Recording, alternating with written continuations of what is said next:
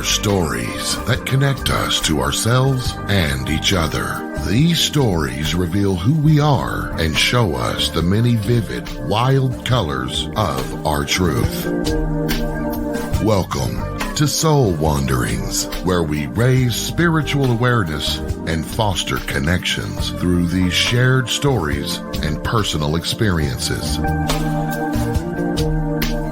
And now, exclusively on KGRA Radio, I give you your host for Soul Wanderings Radio. Here's AJ.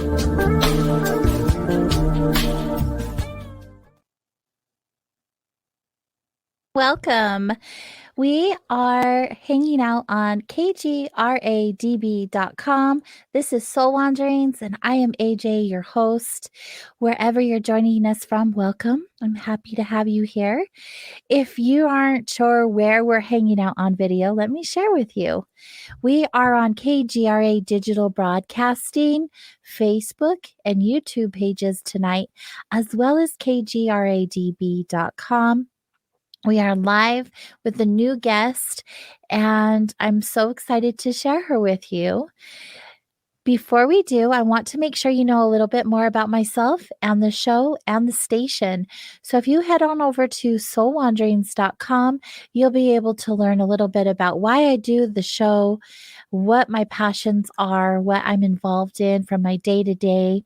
It's also a great place for you to connect with me. If you scroll on down to the very bottom, there is a little form to contact me, or if you want to directly contact me, you can at connect@soulwanderings.com.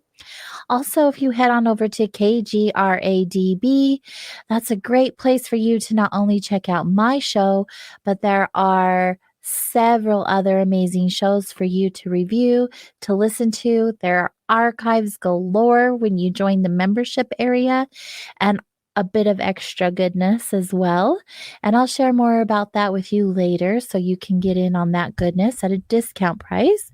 But in the meantime, let's hop right into sharing time with our guest tonight. Her name is Lindsey Scharmyn, and she's a spiritual guide, a shamanic healer, and a teacher who recovered from severe childhood trauma in order to bring transformative teaching and healing first to students in public schools, yes, and now to students of all ages. She has had experiences in other realms by astral traveling, dream walking, visions, and interactions with other dimensional entities. Stuff that's right up our alleys. And tonight she'll be sharing with us how she performs cleansings, blessings, and spiritual reclamation. And she'll also be sharing with us her tarot journey, which has included a severe entity attachment, and how her personal shamanic encounters of a profound nature, including synchro mystic travels through life, has led her to her purpose today. Sounds like a purposeful and passionful and traumatic and beautiful life you've had, Lindsey. Thank you for joining us. Thank you so much, AJ. It's awesome to be here with you and your wonderful audience today. And yeah, it's been quite the ride that has brought me here. So there's a lot. Isn't that always the case? Definitely. Yeah, it's interesting too, because a lot of my journey I share with people. I know that I chose it. Like, we're all choosing everything we experience, actually, even if we really feel like we didn't. We definitely did, in my experience at least. But I feel like I was forced into most of it, honestly. Like, I don't feel like I had a choice. I relate to that so much.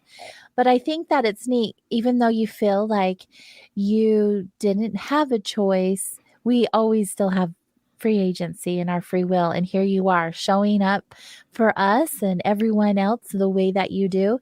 And you are up to a lot of different things. So why don't you tell us a little bit about yourself and what it is, in your words, that you do?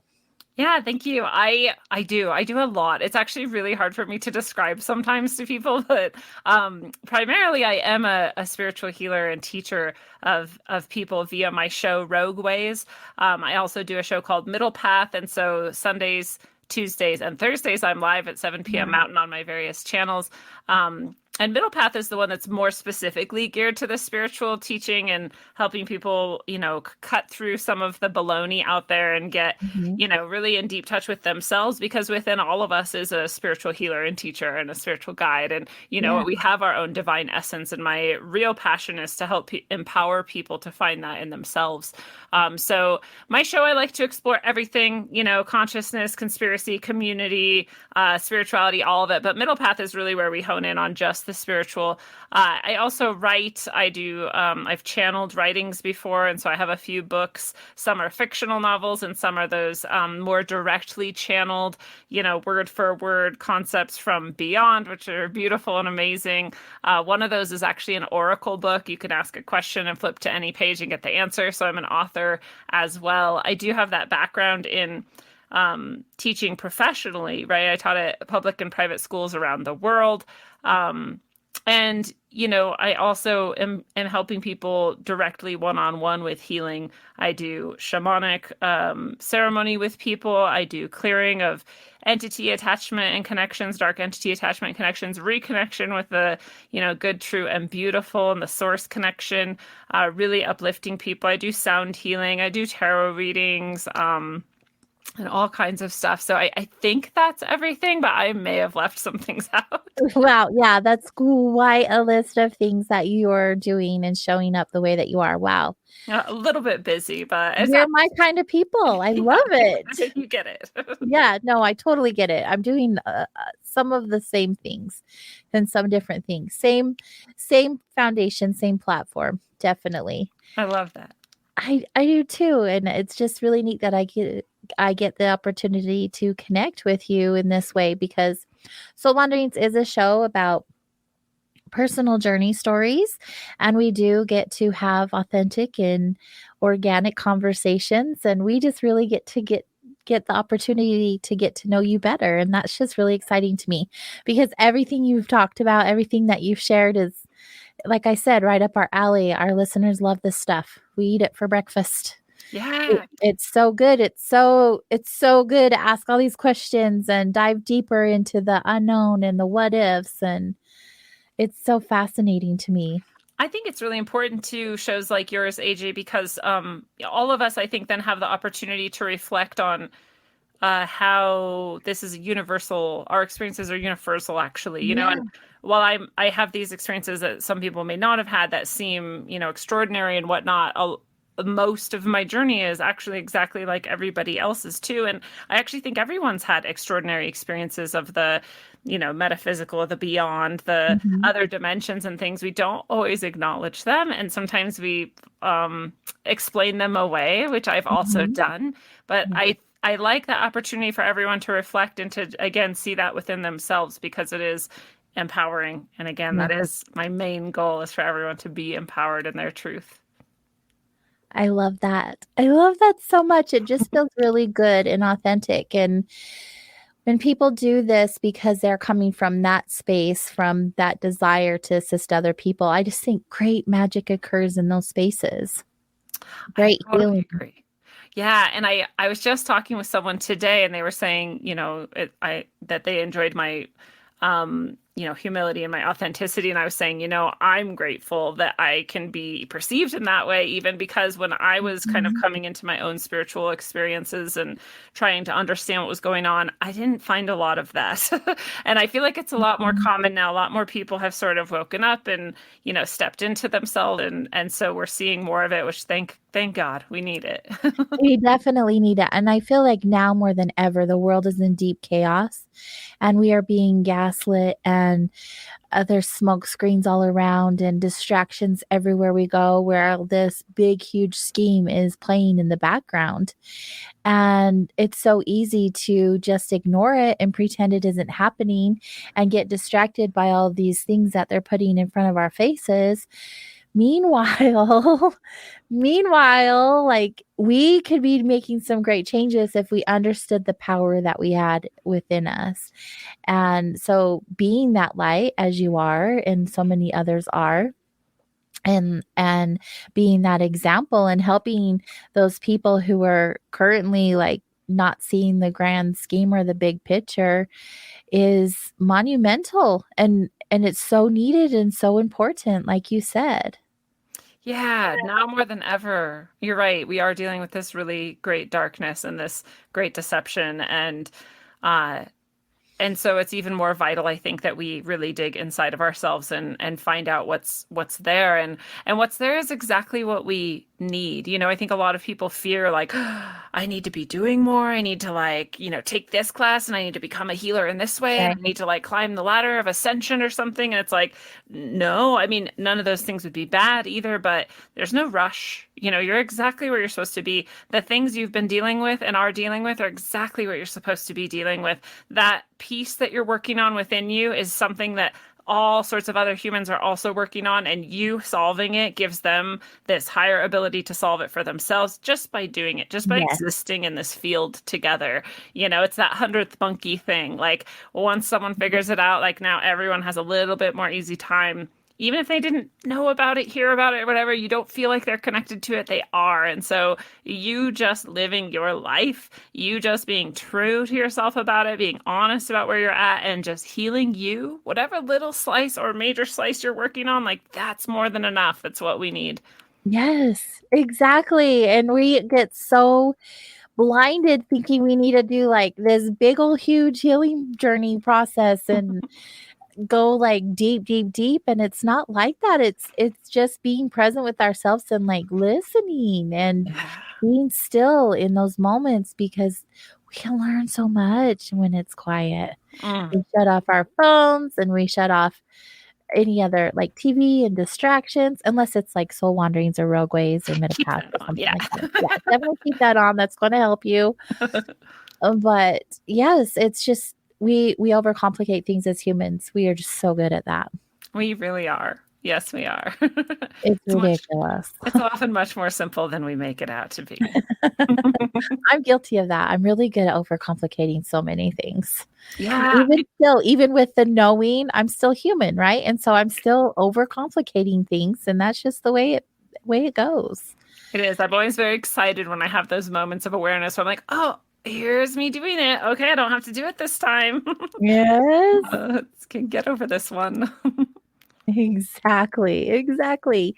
So with all of the things that you have your energy in, we could go so many directions with the conversation. What's your favorite thing that you do? Is there like one that stands out that you're like, people come to me with this A, B, and C, this is my jive. This is what I love to do.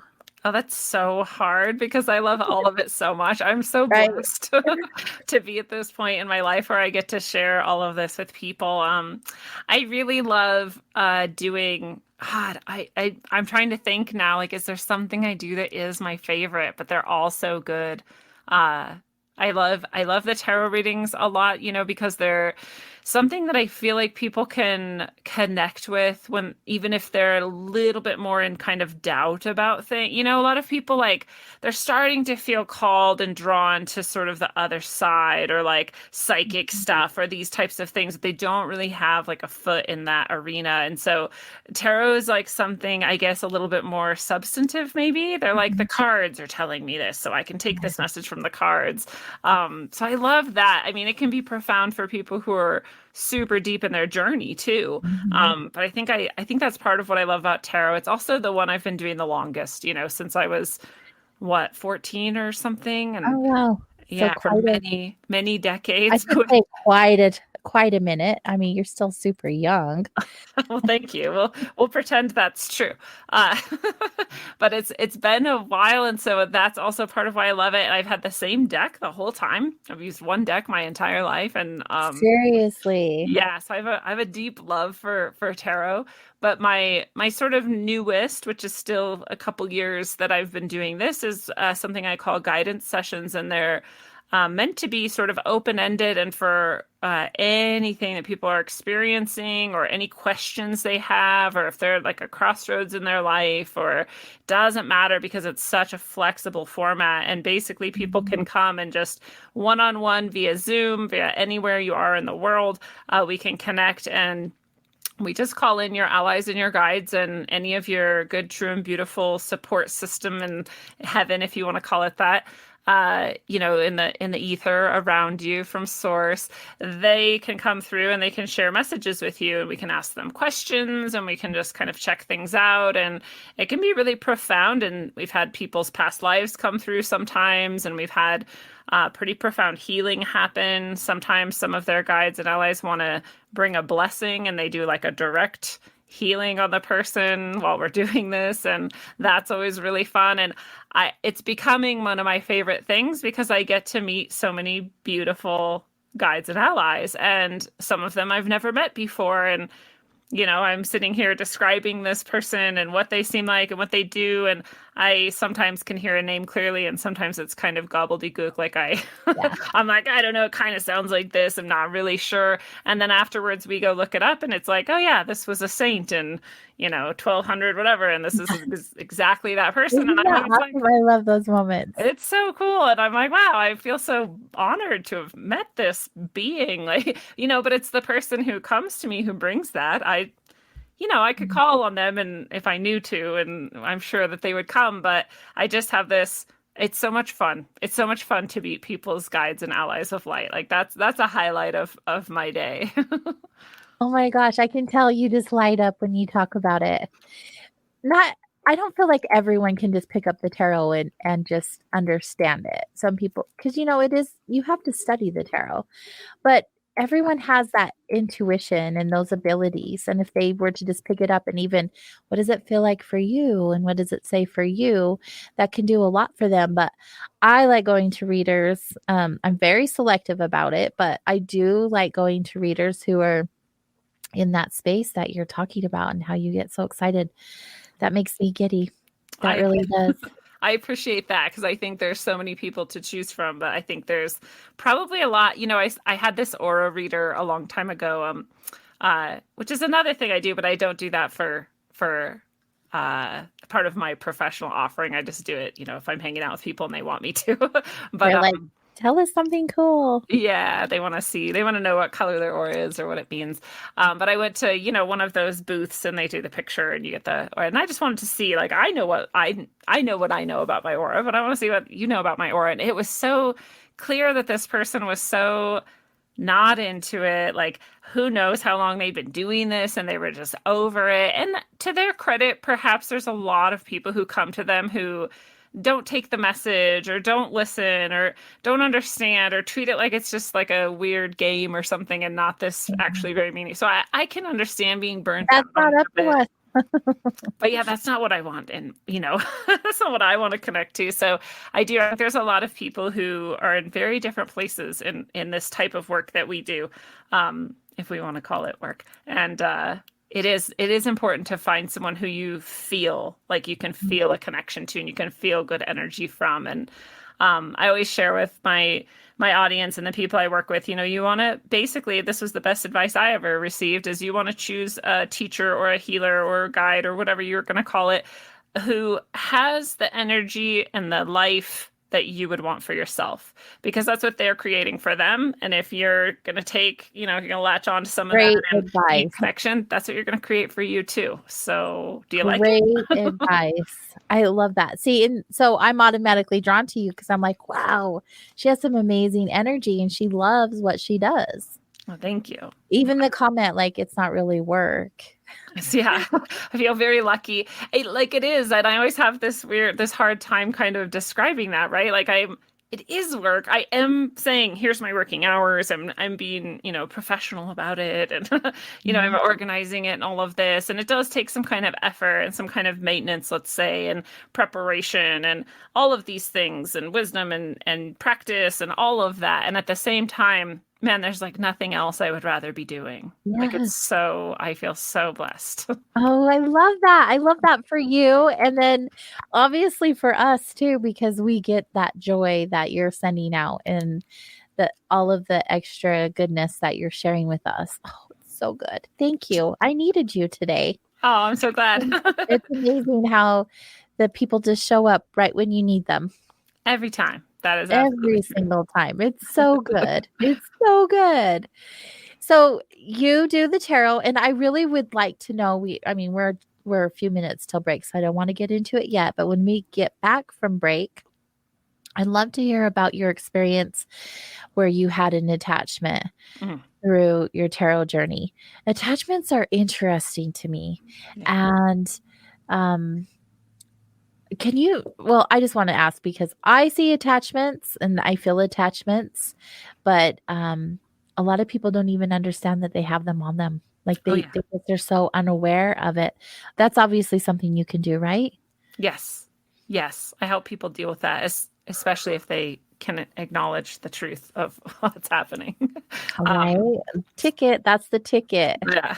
If they can do that and they have the will to be in freedom from that, then I can help them do that. But no one can just do it for you, really. I mean, and that's true of all healers and guides, and we're just helping you do it for yourself. Right. Your soul is doing it. Your guides and allies are doing it. I'm just along for the ride. Right.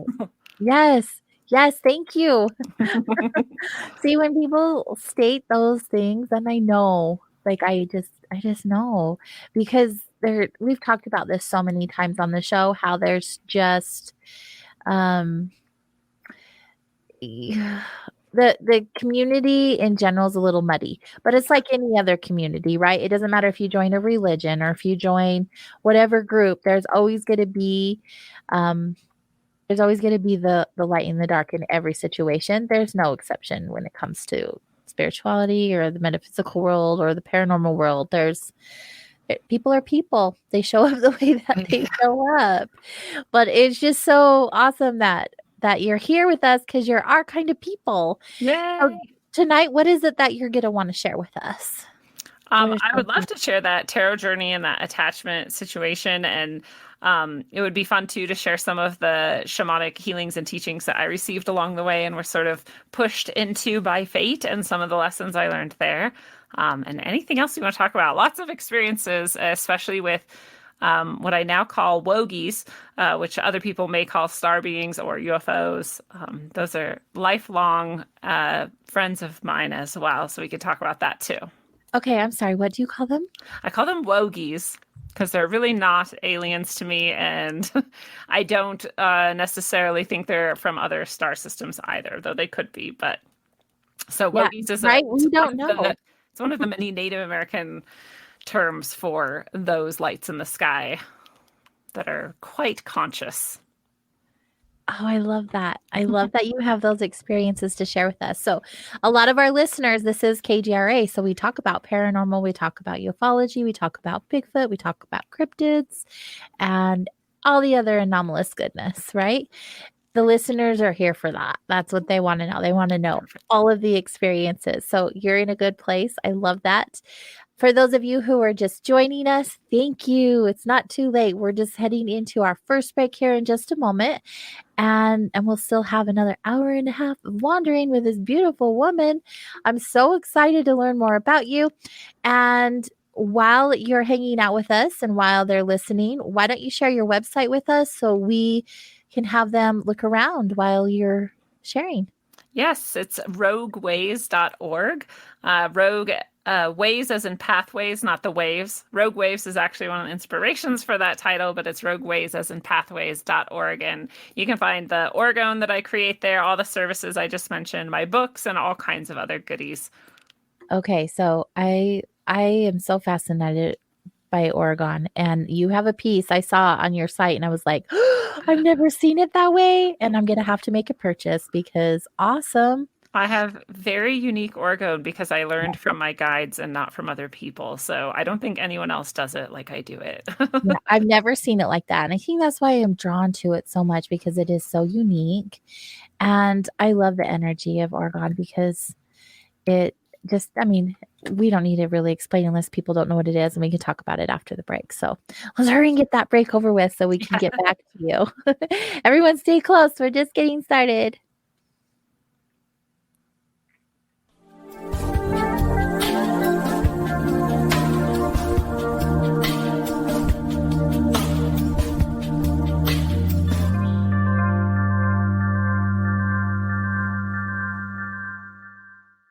Hey members, the new KGRA DB app is now available on iOS and Android devices.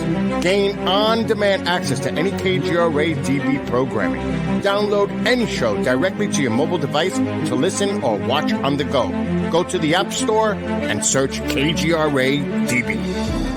Scrolling all day, time can disappear. Wanna make it count? Why not volunteer? Posting pics of your food, that takes up time. Time, you've got time to binge all of season 9, though it got so bad. Time, you got time. We're gonna grow back and be the same browse you had. Just a few hours to keep families from harm. Help us end home fires, but sound the alarm. Volunteer for a day to install free smoke alarms in your community. Discover the Observation Deck, a one-of-a-kind virtual event platform that takes video conferencing to the next level by using avatars to navigate a campus. There's so many areas and activities to choose from. There's a 1,000-seat auditorium, an expo hall, a nightclub, and even a beach. So come attend a conference, take a class, or hear a lecture on the incredible Observation Deck campus. Go to theobservationdk.com. You're listening to the KGRA Digital Broadcasting Network. We provide unparalleled coverage of trending news in the world of ufology, cryptozoology, and paranormal phenomenon. Whether you're watching our video live stream or listening to one of our audio programs, you are getting the best from world-renowned researchers and hosts, guiding you through topics the mainstream won't touch.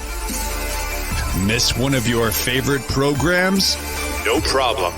Head over to the members area at kgradb.com for access to our massive library of award-winning content.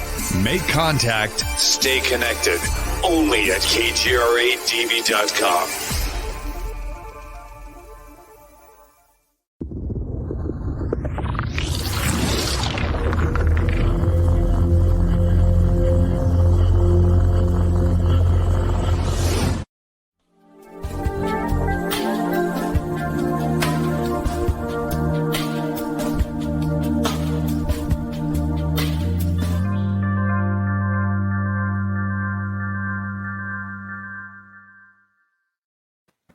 Hello, my beautiful wanderers. Welcome back. Tonight we are hanging out with Lindsey, and she is a spiritual guide and a shamanic healer and all kinds of other things. And she's here to assist us tonight in our human experience. I know she's going to inspire you and teach you a few things, as well as give you some good stories that you're just wanting to know because you like to have these stories shared with you every single week, which I love. So do I. I always say, Lindsey, I'm like a kid that like sits on the floor Indian style, and like the person who's the guest is in the chair, and I'm just like sitting up all happy and giddy and just like, tell me more, tell me. Yes, just like that. Like I just want story after story after story. They make me happy. Even if they're not great stories, because I feel like all stories are meant to be shared. They've all got something to teach us, or again, remind us of our own experiences that are similar, or give us some tips and tricks of how to navigate. And I think it's really important too. This narrative is like the thread that makes our lives more meaningful.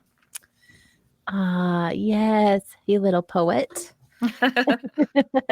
Let's hop right into your tarot journey story that you wanted to share with us.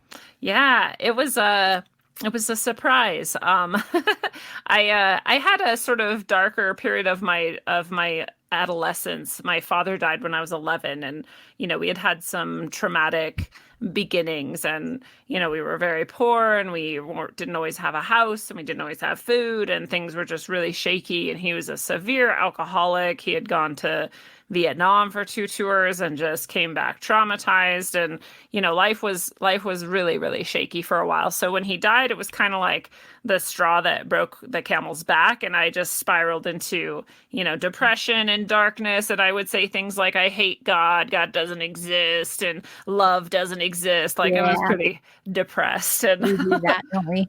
you're right. So I was kind of in that stage. I did start using drugs when I was pretty young, actually, right after that, and 12 and 13, and got into some of the heavier stuff even. And so I was about 14 when this story really starts, and I was in a period of time where I was being sober. I had quit, everything. And so I had this group of other young people who were also being sober at the time. It was like our kind of support network of younger people. And I was one of the youngest. And then there were some older girls. We were all girls in this group. And then there was an 18-year-old girl, and she was kind of our, in the 12-step world, she would have perhaps been our sponsor or something, but she was kind of just like our guide through sobriety and being young. So we were having like a girls' sober sleepover, and she had a tarot deck. And I always point out, like, I don't think the internet was, if it existed, we weren't really using it yet. Like, it wasn't really a thing. And if I had seen tarot at all, it would have been like here and there in the random movie, which is only ever like the death card. Like, that's it. Yeah. So Yeah. And everyone's like, ooh, death. Yeah. And so I didn't have really an idea of what was going on at all. I just thought this was a weird trick or game or whatever. So I watched everyone else get their tarot readings, and then finally it was my turn. And so I got my tarot reading, and, as she was going, she was just starting to freak out and more. And she didn't do this with anybody else's tarot reading.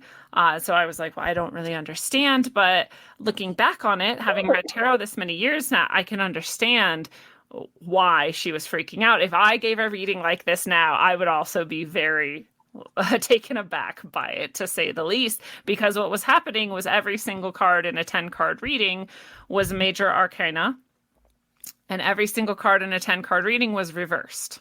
So if you know anything about tarot, there's much less major arcana cards than there are minor. There's 56, I want to say, minor, and 22 major. And so a lot less chances you get them. In a normal 10-card reading, I'll see 3 or 4, maybe at the most, usually, not more than that, usually maybe only 2.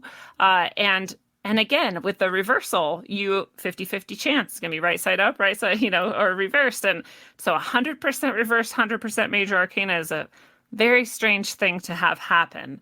So as she's flipping it over, each card, she's like, oh my God, oh my God, oh my God. And by then she's like, I don't know what's going on. And I was like, I don't know what's going on either. And she's scared, and I'm scared. And, she doesn't, and I'm just like, well, you're the one giving me the reading. Like, can you at least tell me, like, am I going to die or something? Like, what is this supposed to be about? Yeah. And she had no answers for me. She was like, I don't know. I don't know what this means. It's not possible. And I was like, okay, I guess I'm scared, but I'm also fascinated. Like, what is this tarot thing? And that it can create such a response. And everyone else who got their cards read were like, oh, it's so right on, or it's so real, or it's so whatever. So I was And also you were just like, fascinated. what the hell? Yeah. I was very concerned, a little scared, and completely fascinated. So I was like, well, I'm going to go about trying to figure out what that meant, or what this is all about, or what these cards even are. So I went out and I got the exact same deck. And I brought it home, and I got the little companion books, and I started giving readings and practicing and seeing what this all was. And I quickly came to understand how weird it was that reading was all major arcana and all reversed. But I still didn't understand. I mean, what does it mean? I don't know what it means, but it's kind of fun to give readings. So I'll just keep giving readings to people. I did not piece all the different things that started happening in my life at that point together for a very long time. But after a while, I developed a sort of a name for myself as a tarot reader who was really, really good. That you could come to me with any question and I could give you answers, that I would know things about you that I shouldn't know, and that it was weird and spooky. And I just knew, like, I just had a knack. I would just flip a card and I would know exactly what it meant for that person's life, and this reading, what advice they should get, like how, all of it. I knew all of it, and it was so clear to me. And I just thought that's just what tarot reading is. I didn't think it was special. I just thought that that was just how any tarot reader would be, right? And I didn't have anybody to compare myself to because no one else in my very small town did tarot, as far as I know. So, it was fun. It definitely fed my ego. I was like, oh, I'm very good at this, and people like it. You're like, I found my thing. Yeah. And so I went on just continuing to do tarot for a while and getting better and better at it and having more and more very strange experiences with it. So I started to really understand perhaps something is going on here. Like perhaps there's something, especially at this point in my life when I didn't believe that God or love even existed. I was pretty materialist, very logical. I have a very logical and rational sort of mind. And so things to me are like, not true until proven true. And, I require a good amount of evidence to really trust in anything. But I was starting to see like this does seem to not just be random chance and not just be us wanting to read things into it. It does seem to be accurately describing people's situations and in a pretty uncanny way. And so that was that. So eventually, and again, completely disconnected in my mind, I was having sleep paralysis episodes. Oh, wow. No one I knew what this was. No one could tell me what it was. I didn't have the word sleep paralysis even, again, pre-internet and all of that. And so I just knew that I would wake up frozen in the night and that I couldn't move and that it felt terrifying to be paralyzed and that eventually it would pass and I could move again and then I would go back to sleep. But it was scary, and it was scary enough that I randomly, at one of the many random times, I was invited to go be a part of some various shamanic or healing energy work type of things. My sister invited me, and again, a bunch of these sober girls, to a sweat lodge ceremony. We were lucky enough to know someone who knew someone who had a sweat lodge, and it was an all-women's sweat lodge, and it was run by this older Native woman. And so we got to go to that, and I would not have gone if I knew that, you get naked when we're going to go get naked with some old women in a weird, sweaty room. Like I didn't know what I was getting I've never into. heard of that, but okay. A lot of sweat ceremonies are done without clothes.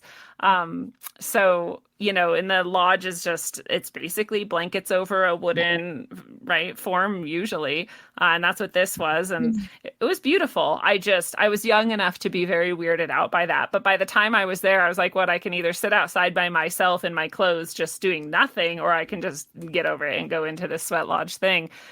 And in that sweat lodge ceremony, I'm really grateful because I feel like now looking back, I got a lot of protection. I got a lot of cleansing. I got a lot of upliftment, and I didn't even know it. And I had brought up to somebody, I have this weird thing that happens to me at night, and I don't know what it is, and it's really scary. And they were able to sort of channel through for me, like, yeah, you need to protect yourself when that's happening. You can do that with this mantra. And they gave me this mantra. And it was just something simple. It was something like, I'm protected and loved always, or something like that, right? So I started doing that. Every time I had the sleep paralysis, I would wake up and I would say this mantra, and it would make me feel better, and it would make me feel safer, and it would end quicker. And I was like, cool, that actually works, So I'm really glad that I was randomly invited to this sweat lodge I would have never gone to otherwise. So the sleep paralysis continued, but I felt a little better about it. I was doing tarot readings. I was getting better and better at them. And then things got weirder, and things started moving around my house. And again, super logical, super rational mind. I was like, oh, it's the wind, or like it's like a heat differential, and Yeah, you explained it away every time. And I just didn't even put these things together at all. It was a long time. It was months of things randomly closing, opening, moving, dropping in front of me, and me just nope, it's just a whatever. And that just kept going on. So all these things are happening at once. And one night I'm sitting at my computer desk and I'm playing Minesweeper, my game of choice. So I'm just really dating myself now. So I'm playing Minesweeper, and I'm home alone. It's evening or night, and I start feeling this feeling like we've all felt before, like I'm being watched, or like not just being watched, but like someone is standing right behind me and watching me. That's the worst feeling. And I'd never had that feeling without other people being present before. So I was very weirded out by it. I was like, this is weird. Why? And it was insistent. I would be like, oh, well, no one's here, so who cares? And then it would come back like, something's watching you and it's right behind you. And I was like, that's crazy. No one's here. And finally I was like looking behind me. I'm like, is someone here and I don't know it? No one's here. I'm like, okay, well, that's crazy. And then it got super cold really quickly. Distinctly, I remember it becoming very cold very quickly. And I was like, that's crazy. I mean, how does it drop that quickly? I got like goosebumps and I'm like cold now and it's feeling like something's watching me. And now I feel really negative about it. Like, it's not just someone's watching me and someone's here. It's like something really bad is happening right now, actually. But the whole time I'm like, well, I'm crazy, clearly, because nothing's happening. I'm sitting here on the computer, like nothing's happening. But then what happened is my dog woke up and he was sleeping under the desk by my feet. And he got up out from under the desk and he looked exactly where I was feeling these energies coming from.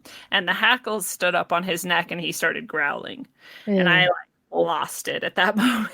Yeah. And he's not a dog that has ever growled in my life before this. Not once, not ever. Never, ever had growled. I've never seen his hackles up before. So it was even more like terrifying to me that he was acknowledging the same thing I was feeling. So now I have evidence.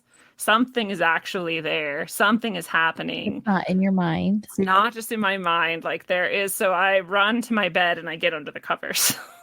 Because that always works, right? Every time. Like the covers are the eternal safety that we all know. Yeah. So that somehow made me feel fine. I was very scared, but I went to bed or whatever. I don't know. I just let it go and moved on. Still not putting all these things together. Still not putting them all together. So, but it was within a few nights of that things got really intense and I could no longer deny. And I started connecting all of it. So within a few nights I went to bed. People were at the house this time. My mom was sleeping and, my sister or brother, someone was watching TV in the other room. And, I went to bed and I woke up and I was having sleep paralysis again. And I was like, this time it was very strange because I could hear the TV, right? And I was like, oh, that's really weird. I can tell the TV. So I'm not dreaming when this happens. I actually am awake, but paralyzed. But that's interesting to know. So this is really happening too. And then I realized, wait, I'm like seeing everything this time. Every other time, just eyes closed, black, nothing stuck in my body, but awake. This time I'm like, why can I see? And then I'm like, is my eyes open actually? And then I realized my eyes aren't open. And then I'm just really confused. I'm like, how can I see my room if my eyes aren't open? Because again, never heard of astral travel, never heard of out of body, like don't have any background for this at this point at all. And so I just am very confused, but I'm very aware, like my shirt's on the floor. Like if I was going to see this in a dream, I wouldn't put my clothes on the floor, right? I would be pristine or something, just different than this. And so this is weird. I can hear the TV. I know that's in real time. I can see my room, but my eyes aren't open. And I'm like, this is very strange. Then I feel that feeling, the same feeling I felt when I felt like I was being watched, when the room got cold, when my dog growled. I feel it, and I feel it coming towards me from the other side of my wall. And I'm like, oh no, like that's not good probably. Did you see your own self laying down also? Yeah. When you saw your room? Were you observing yourself laying down with your eyes closed? It was really interesting because unlike since then I've had other out of body where I leave my body fully and can look back and see my body. But it was like I was still in my body, but I could see everything but my body. Sorry to interrupt. Carry on. No, that's a great question. So it was like I was still tethered. It's like that paralysis affects the soul too, is what I now look back and think of it as, right? That sleep paralysis. So very interesting. So I'm feeling this darkness coming. I'm stuck and don't know what's going on and realizing I can see everything. I'm very confused about it all. And so this time when that thing comes through the wall, instead of the last time when I was awake where I don't see anything, I just feel it. This time I can see it. And it is just a giant black mass of blackness. Like black cloud, black dense energy just floating through the wall. No form, no face, just that. Yeah. And it like arrests me. I'm like, what is that? This is not an episode of Stranger Things. No. This is in 1996 or somewhere about that, 1998 perhaps. And Yeah, so I'm instantly terrified, but also mesmerized because I'm like, I have no way to Right, just right. explain this to myself. I don't know what this even is. So I'm just scrambling, like, what is this? Again, my very rational, logical mind is like, temperature differential. Like, no, that's not it. Right? What is this? So this black dark thing that feels horrible is coming through the wall. My dog starts scratching at the door. Again, my dog knows this thing's here and it's in there, and he's like trying to alert me probably or come in. I feel sad looking back that he was trying to protect me and couldn't come through the door like that thing could.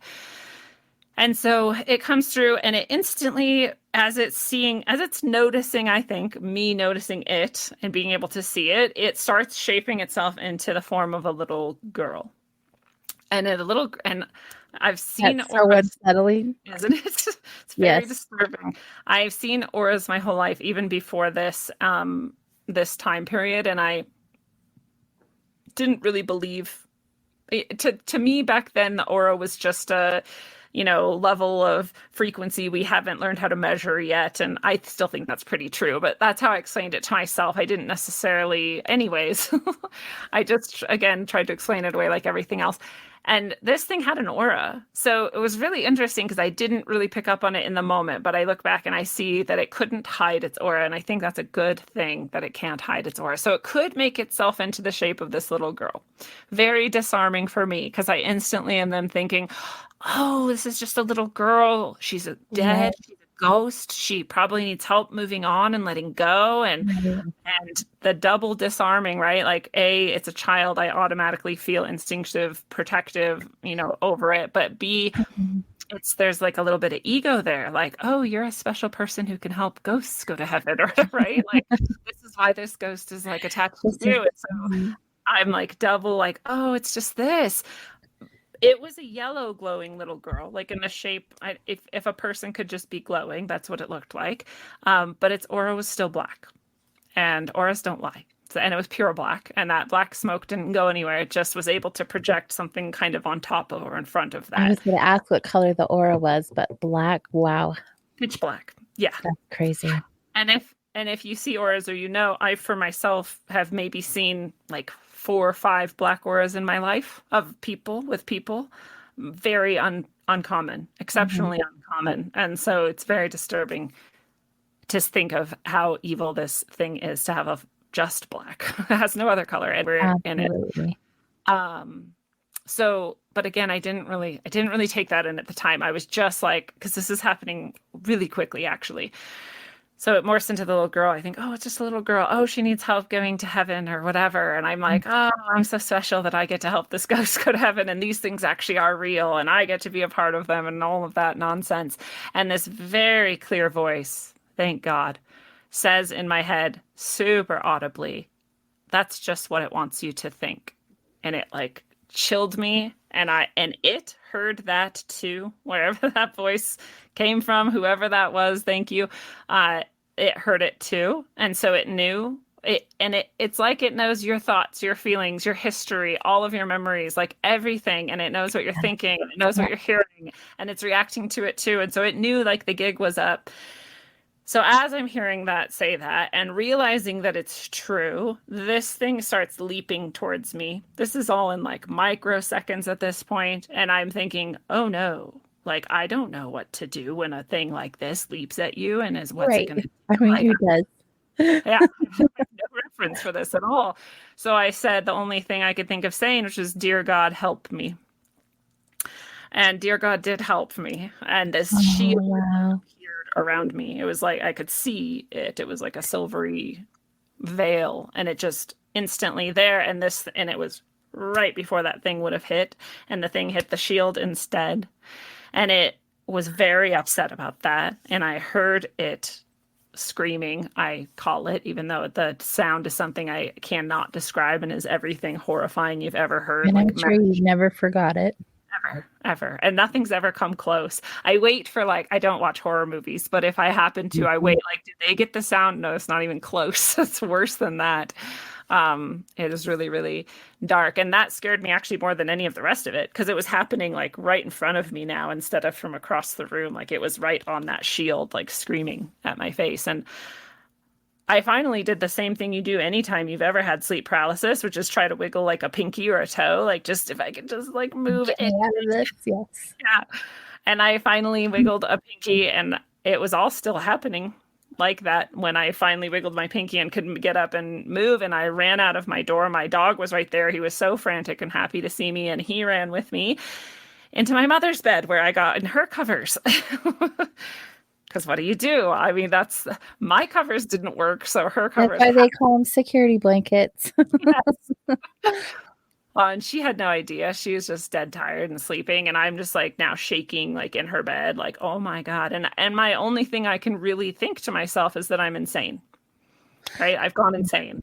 Yeah. Something in me has broken and shattered, and there's probably no going back. And I'm going to be like this forever now. And everyone will just have to deal with me as a burden. And this is like, these are my thought patterns. And I kind of, though, start to put it all together, like that feeling, and I felt it watching me, and like this, things have been weird and moving around the house and happening, and some of them so inexplicable. I'm now like realizing, like there was one with a flashlight that I usually tell people about where the flashlight was plugged into the wall, and for it to come out of the wall and turn on, you have to pull it out of the wall, hold a button down, turn the plug all the way back so it snaps back into the device securely, fit it into the flashlight, and then you can turn it on. And it just fell out of the wall and turned on. And when I picked it up to just put it back, because I just thought, oh, things just fall, I realized in that 1 second falling, something had to have depressed the button, turned the thing, then clicked the button. And how could that happen? Things like that. Those are all now coming back to me. And I'm like, is this all the same thing? Is the sleep paralysis and the poltergeist, which I didn't really understand that that's what it was, but looking back, if it's that description, right? Poltergeist activity and all of this, is this all one thing? Or am I actually insane? And none of that even, like there's just, I don't know. I'm not sure what's going on. So I don't sleep actually all night long. I just have really horrifying visions of horrible things that I will not describe to anybody. How can you sleep? Right. After something like that. And that too. And these visions are just nonstop. They're just like in my brain. And I'm like, I would not think like this. I don't even have these. I've never seen anything this horrible. Like, where is like this the coming darkest from? of dark? Yeah. Mm-hmm.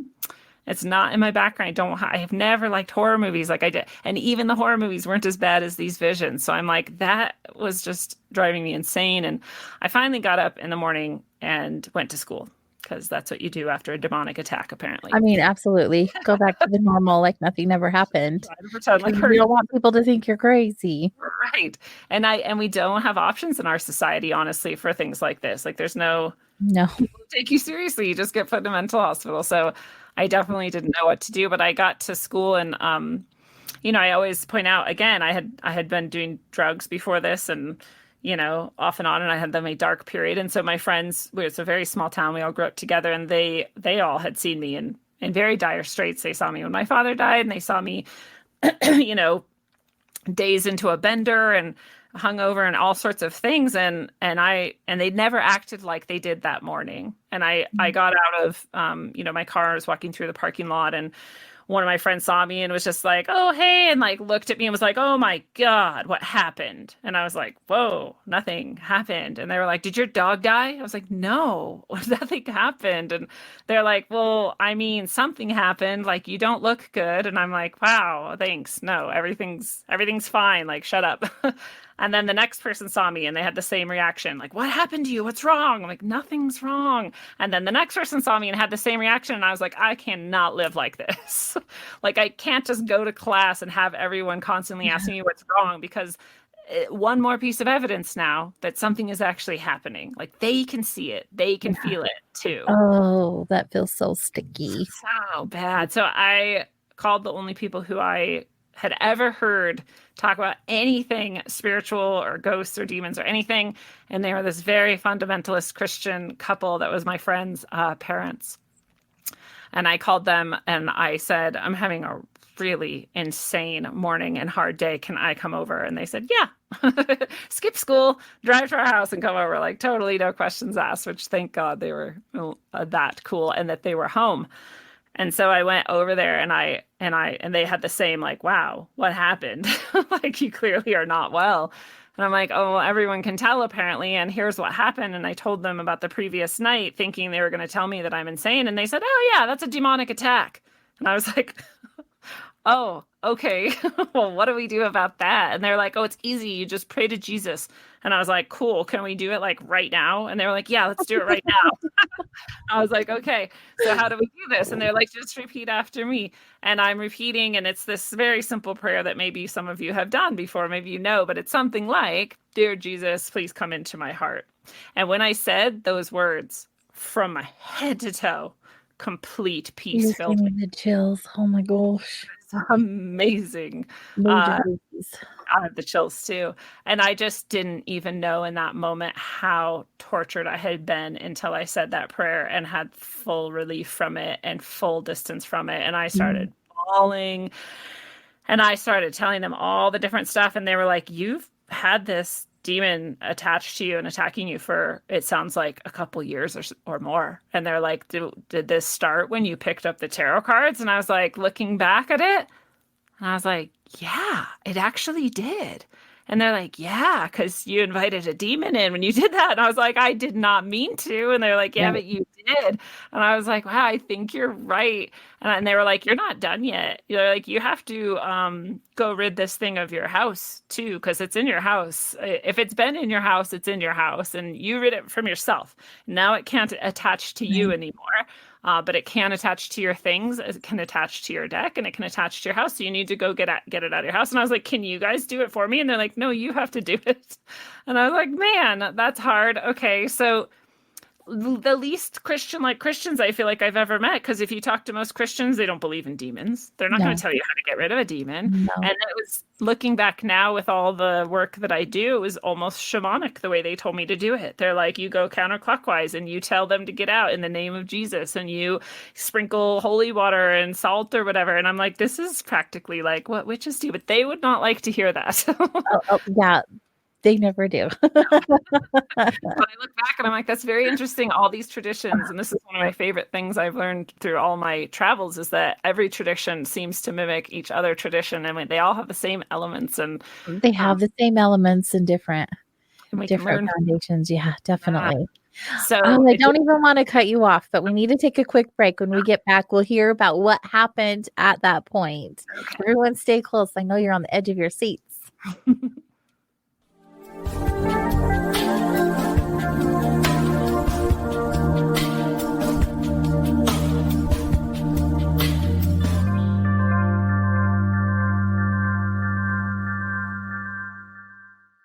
Hey members, the new KGRA DB app is now available on iOS and Android devices. Gain on-demand access to any KGRA DB programming. Download any show directly to your mobile device to listen or watch on the go. Go to the App Store and search KGRA DB. Scrolling all day, time can disappear. Wanna make it count? Why not volunteer? Posting pics of your food, that takes up time. Time, you've got time to binge all of season 9, though it got so bad. Time, you got time. We're gonna grow back and be the same browse you had. Just a few hours to keep families from harm. Help us end home fires with Sound the Alarm. Volunteer for a day to install free smoke alarms in your community. Discover the Observation Deck, a one-of-a-kind virtual event platform that takes video conferencing to the next level by using avatars to navigate a campus. There's so many areas and activities to choose from. There's a 1,000-seat auditorium, an expo hall, a nightclub, and even a beach. So come attend a conference, take a class, or hear a lecture on the incredible Observation Deck campus. Go to theobservationdk.com. You're listening to the KGRA Digital Broadcasting Network. We provide unparalleled coverage of trending news in the world of ufology, cryptozoology, and paranormal phenomenon. Whether you're watching our video live stream or listening to one of our audio programs, you are getting the best from world-renowned researchers and hosts, guiding you through topics the mainstream won't touch. Miss one of your favorite programs? No problem. Head over to the members area at kgradb.com for access to our massive library of award-winning content. Make contact, stay connected, only at kgradb.com.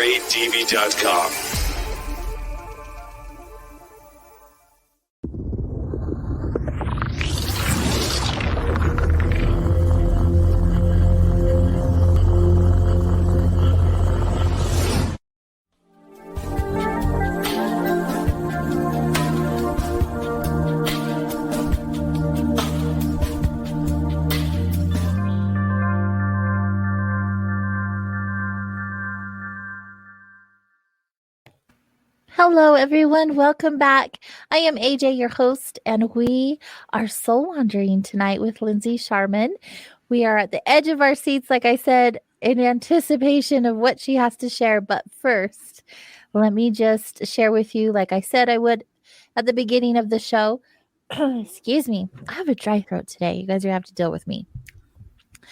KGRADB has a ton of information for you as far as investigations and other shows, behind the scenes activity that you're not seeing if you're not a member. So I'm inviting you all to go and take a look. You can actually save when you subscribe on your membership by using my special promo code SOUL21. That's going to give you 30% off your annual membership, which saves you lots of money, and we all could use those pennies in our pocket right now. We just don't know what's happening in the world and such, but be in the know. Be connected with all of us.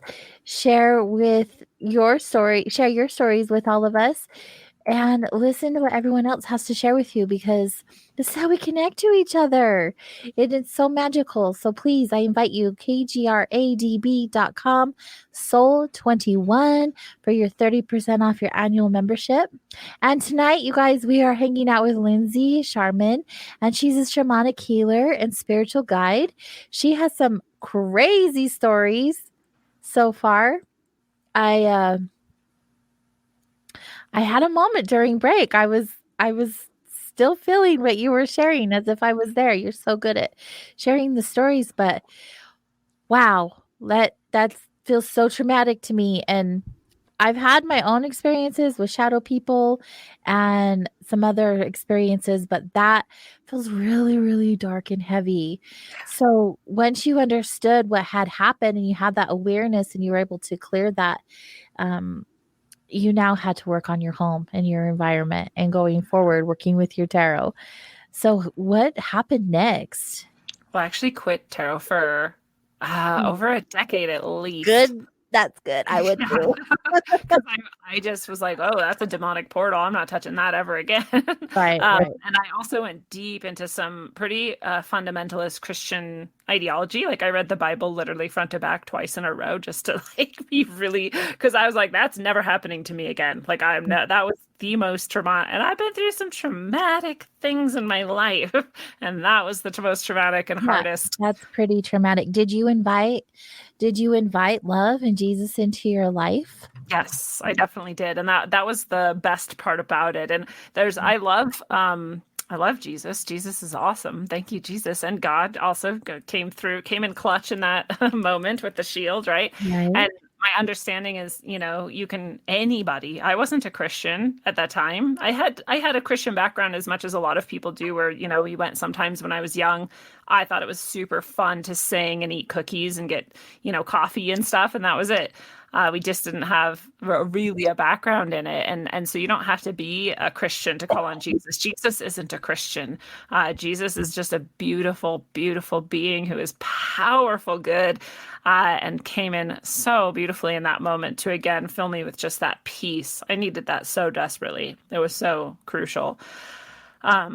And also let me know, right? Just as much as I had this powerful darkness show up and prove to me that that's real, the light showed up for me and proved to me that that's real and more powerful than the dark. And I needed that. So I'm so grateful, actually, in spite of how dark it was. But I did. They told me how to go home and clear my house. And so I went to go do it instead of going back to school. And I got to Thank my you house. for putting that first priority. Yes. And actually, the first thing I did was I grabbed my, is that the first? Yeah, I think I grabbed my tarot cards and I went out to the fire pit and I burned them. And it was actually really hard to do, not because I had any desire to keep them, but because everything that could go wrong was going wrong. So this thing was very much not wanting me to close that portal that it had such a strong access point through. And I remember it very clearly. Like, it was a normal weather, sort of peaceful day. But as soon as I went outside with my tarot cards, a wind whipped up, and it was a strong wind. And my yard has some, tall trees in it, and they're all shaking, and like branches are flying at me, and like pine cones are hitting me. And I'm like, this is insane. Like, there's no weather today, but all of a sudden there is. And I looked at the yard next to me, and no trees were shaking and moving. No, like, this was happening just right here. no. So now I'm like, but I'm also like, this is maybe an hour or less after I've had that experience of asking Jesus into my heart and that peace. So part of me is still like fearless almost in a way. I'm like, oh, you can't touch me. You can try, but you can't touch me. So I had this determination and this like love flowing through me that was stronger than that fear would have been. If that had happened to me even the day before, I would have ran and gotten under some covers. Like, right. But at this moment, I like had this fortitude and this strength that was really beautiful looking back. And, the lighter wouldn't work and like nothing would catch fire and then the wind would blow it out. And I was like, had this fire, I had the wind block, I had some fuel like butane or something, and I finally got them to burn and I watched them burn into ash and there was nothing left before I then did the, banish, out, get out with the counterclockwise motion. And then I invited in God and Jesus and the good and true and all of this. And all the weather stopped. Everything was peaceful. I was like, wow. Isn't it crazy how it works? Oh, I still am in awe every single time. Every single time. I still am like, is this really going to work? Like, oh yeah, of course it is. Right. And because, again, I wasn't the one who did that. I did invite it. Just like I invited the darkness, I invited the light. And both of them need the invitation. And this is why we have free will. We can choose to invite. They don't have that same power, which is good. It's good for us, but it's only really good for us if we know it, right? And we know, okay, I'm inviting the light. I'm kicking the dark out. I feel empowered in that. That's when it's good, and we know our free will. So yeah, it was finally gone. And it really was that easy. And I have people all the time are like, it's not that easy. I'm like, oh, it is that easy. It was then. And that was a powerful being. I mean, it was moving things in my house. It was every single time I did a reading. And so I like to make this really clear to people. When that first girl did that reading for me, the way she did it was she said, will a spirit guide this reading? And so when I was doing readings, that's what I said every time. I did not determine good spirit, bad spirit, spirit of the light, spirit of the dark, like nothing. You have to be specific, yes. You have to know what you're doing. You have to be specific. So while I did go through a period of very fundamentalist, very, very Christian, I thank God that I was, freed of that and opened up again to, all of the things that exist in the universe.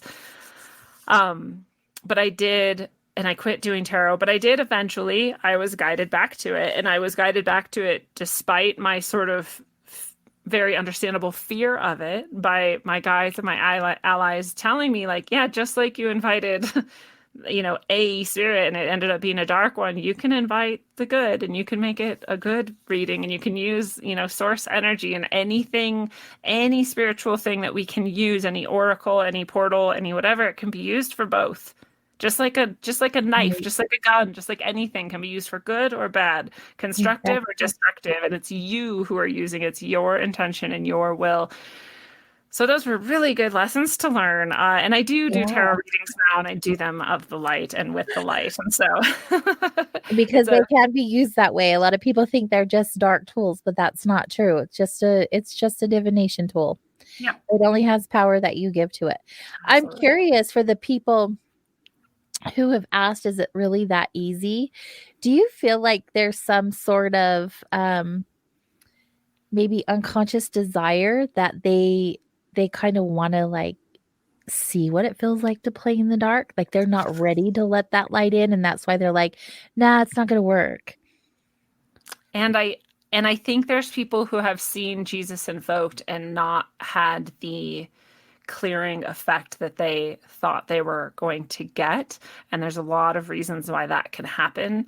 Mhm. And I think it's connected to what you're saying. Like there's some part of some people who actually they're feeding off of the conflict, and they're feeding off that maybe it's the attention they get from it. Maybe it's they're special enough to be targeted and attacked, and so they want to feel special. Don't Like sign there's me up for that. I am not that special. yeah. No, Yeah. thank you.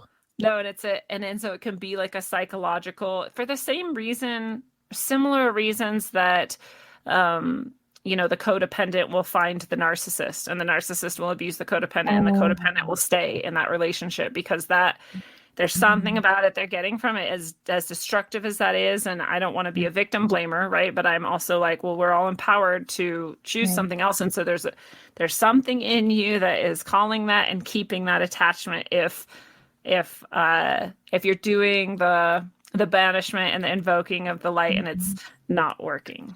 Yeah. We can talk about codependency and the narcissist, but I don't have any experience with that. Me as an empath have had a very traumatic experience in relationship with the narcissist. And I'm not sure like how codependency and how being an empath are similar, but that's a trip. That's not something I would recommend anyone signing up for.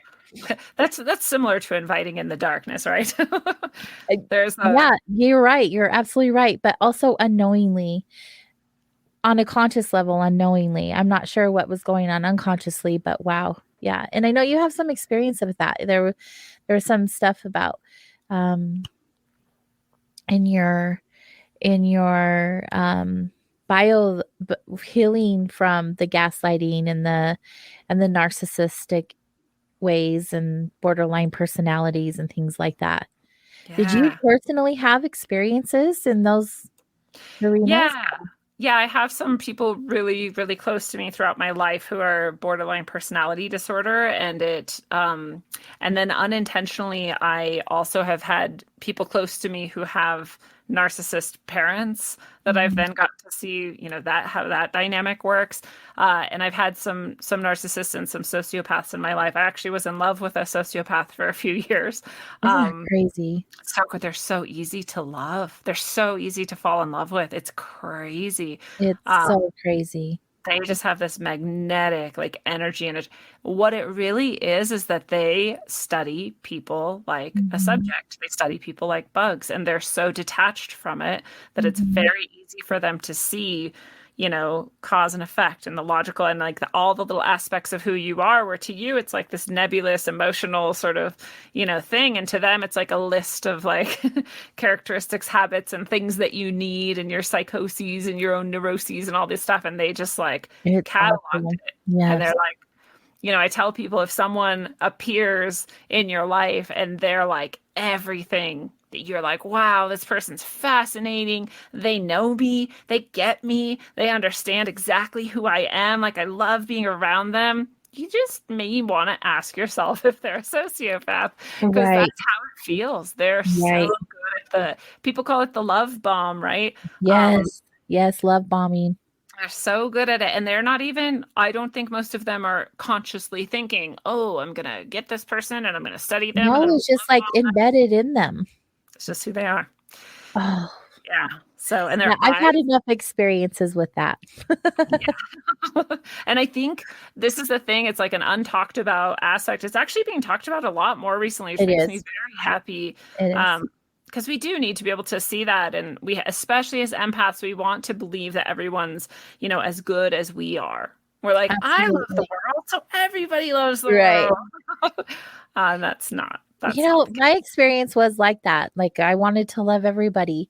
I'm a little more jaded now, and not in the way that I'm closed off by any means, because my heart is still so expansive and I still love everyone. But I have this awareness now of selectively offering that love instead of just giving it away for free to everyone to come in contact with. Yeah. Definitely more guarded that way. It's so important for the empathic and the, people who are very heart-centered to learn that skill. It was hell. Yeah. And it it's has hell to been. learn it. Yeah. Yeah. Exactly. That's what I'm saying. Just setting boundaries and learning to say no and not giving in to, you talked about the eyes. Yeah. There is something about it, and it's kind of like a drug, and you really got to like just go cold turkey. Honestly. Honestly. That's exactly the actual sociopath who I was in love with. I had to just, okay, we're literally never talking again, period. Like, no messages, not going to respond, not taking the phone call, moving away. Like, we are not ever engaging again. There's no way to end it peacefully. It's just done. It has to just be done. Yeah. Yes. Yeah. And it feels to us empaths like we are doing something wrong. We feel guilty. We're hurting the person, or we're leaving them, or abandoning them. And all these, that's how they keep you around for so long. So they know that works on you, right? It's really good to learn these boundaries. It's really good to get really good at setting them. And I'm still getting better myself as well. But especially as, healers and guides and teachers who offer this to anybody who comes knocking, some of those people are going to be narcissists, sociopaths, and otherwise. And so we have to have really good boundaries with them as well, especially there. Or else we find ourselves in trouble too. And a lot of the times, what is going on there is also, at least in part, affected often by attachment and otherwise, negative presences. Especially because narcissists, sociopaths, borderline personalities tend to be disconnected from themselves, from source, from earth, from other people. And so what comes in place of those disconnections is, this negative energy. Right. So they often go hand in hand. Yeah, absolutely. I mean, we could talk about this an entire show. Sure. On this topic, but I know there are other things that you wanted to make sure we touched on, and one of that was your shamanic journey. Yeah, so I mean, I really think that was my initiation when I was 14 to 16 is when that whole story played out. And after I, cleared that and healed myself of that, and especially after I, a few months later, however long it was, started coming out of the more fundamentalist stage and being a little bit more open. What it actually was, if anyone remembers this book, Conversations with God, was what broke me of it. Oh, I love that book. So beautiful. It's like any other, channeled or whatever you want to call that type of writing, any other type of that, right? It's like it's talking to you. You know that this person is the one talking to God, or you're like, God's also just talking to me through this. Like that's how that feels, and that's how that went. And it was so good for me. It was so healing for me to open up a bit more. And I started having very frequent, we can just call it visitation by, again, what I call wogies, but a lot of people would call aliens or UFOs or star beings or whatever. There's so many names that they go by. And it was always often just lights in the sky at night. I could call them and they would come. I could show other people. That easily. Yeah. I don't normally have to call them. They would just be there getting my attention and saying hello. And I started to learn that they could read and understand my thoughts just like, that being that night could. I started to understand that was just what all of those types of beings, and I do think they're of the same nature. That all of them can do that. That is how they communicate, is through what we'll call thoughts and emotions and impressions, that psychic communication. And so I started to sort of learn that in a way, right? That I could send any information and I could receive any information, but I wasn't very good at it. So I developed the flash 1 for yes and 2 for no method. And I would just ask them questions. And I've done that too with lights in the sky. Yeah. And anyone can. And this is another thing where people might be like, wow, why is she special? And I don't think that's what it is. I think it's that they actually are doing this a lot with a lot of people, whether the people know it or not. And that if you go out and you see some lights in the sky, you can ask them, are you this, whatever you want to call that don't think they're attached to the name. Yeah. Call them Wokies if you want to borrow that word. And say that. If you want to communicate with me, let's do 1 for yes, 2 for no, and I'll just ask you some questions, and they'll respond to you too. Like, nobody's special here. So we started to talk in that way, and they would show up, and then I even started seeing them in the day. They'd show me how they can just shapeshift into anything. I saw planes turn into other types of planes, I'd just be watching a plane fly and it would just change into a different type of plane. And I'm like, again, if I hadn't gone through so much already at this point and been shown that I'm not insane because of the other people and other beings that would experience these sort of things, and people would see the lights when I saw them too. So like, I knew it wasn't just me, and otherwise I would have continued in the delusion that I was insane, but I knew I wasn't at that point. I had some other people see the daylight ones as well. And so I just knew that they were real and that they were there. And sometimes I would get scared and I would be like, what if they're demons though? I was just going to ask you, how did you know that they were good? It was hard for me because I, of course, eternally from that first encounter on, that trauma gave me this very deep suspicion. I'm going to be very careful with everything, and I'm going to be really clear, and I'm going to be very intentional. So I had a lot of question about it, but there was a couple times where I really wasn't sure, but there was enough times where they came in and warned me in some way that turned out to be very accurate and helped me evade some trouble, or especially there was times where they'd be coming like a bit too close for comfort. I liked them when they were way off in the sky, but when they seemed to be like coming towards me, I would be like, no, and they would stop. And I was like, okay, Really? I mean, that's respectful. Yeah. Right. So Like, that's a little much. I've already been through this before. right, like I don't need any more comfort. So that helped me reassure me. And now it's just been so long that I just know and trust, and we interact more directly sometimes now too, where I at least am just better at understanding what they're saying. It doesn't have to be like a number of flashes. I can just kind of understand now because my own faculties have been developed more. So that was part of my shamanic journey too. I didn't really know that at the time. I didn't know all that I was learning and developing by just being in contact with them. Yeah. But I started having more out-of-body experiences and astral projections and being taken places at night in the universe and seeming to be taught things or training for things, especially at night. And then I just started having experiences where shamans would just show up in my life and either one time plucked me right out of a crowd of people and was like, you need to come up here now. And I was like, me? Why? They were like, you need this healing. And went up, and this was in Ecuador, actually. I was just wandering through Quito, and this shaman, they're called Taitas there, pulled me out of the crowd and just brought me up to his little shop. It wasn't really a shop, it was just like his office, I guess we'll say, and performed this profound healing on me, which was really necessary, and I didn't really know it. And you trusted that it was good? It just felt right to you?